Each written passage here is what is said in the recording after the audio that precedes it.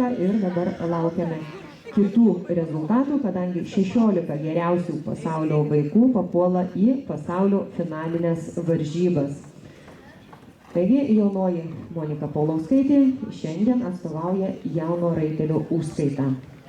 O žirgelis Let's Quick yra jaunas 6 metų amžiaus Oldenburgų veislės žirgas, gimęs ir užaugintas Vokietijoje.